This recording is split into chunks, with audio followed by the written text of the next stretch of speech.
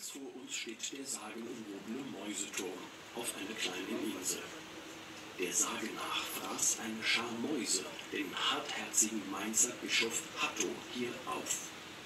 Der Turm wurde im 13. Jahrhundert als Zollturm errichtet und diente später als Signalturm für die Schiffe Jahrhunderts. Halfway up on the right, you can see the Ehrenfels ruins. Along with Klopp Castle and the Mouse Tower, it lies ahead to the right like a stone ship.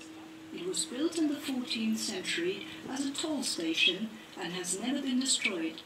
The imposing tower juts 36 meters up into the air from the inside of the castle, and the ship's bow protects the building from ice in the winter. Century.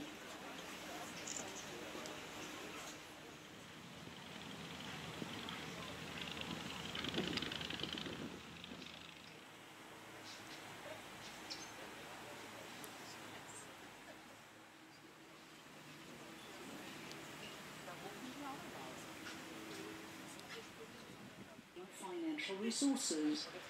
The castle's appearance today is thanks to Prince Friedrich Ludwig of Prussia of the Hohenzollern dynasty.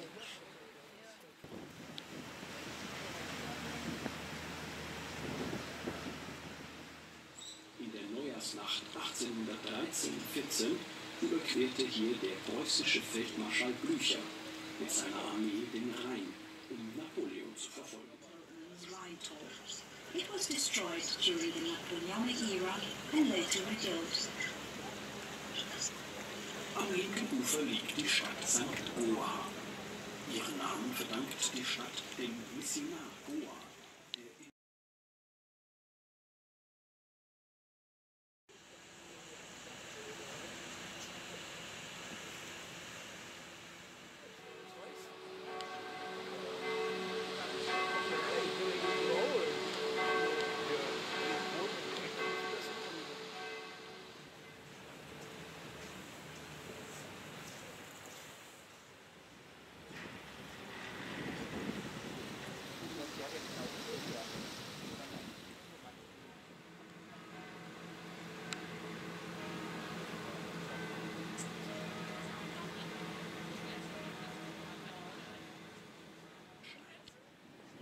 Wirtschaftlichen Mittel verfiel Rheinstein später ihr heutiges Aussehen verdankt die Burg dem Hohenzollernprinzen Friedrich Ludwig von Preußen.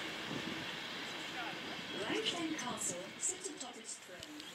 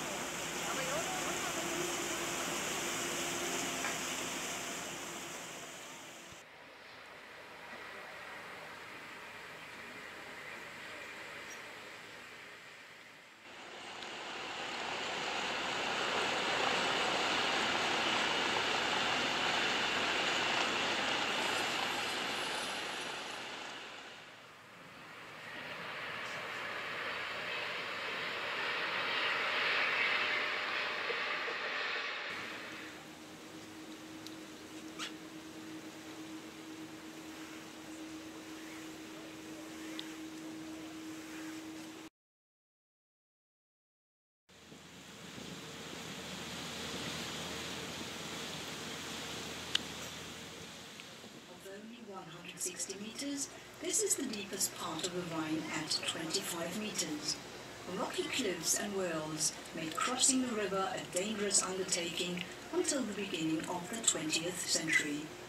To this day, shipping traffic is still controlled by light signals here. Ahead to the right, you can see the 132-meter-high Lorelei climbing towards the sky. Legend tells of a mysterious woman on the rock whose beauty and enchanting song entranced boatmen so much that they smashed their boats into the cliffs, sinking to the depths of the Rhine for all time.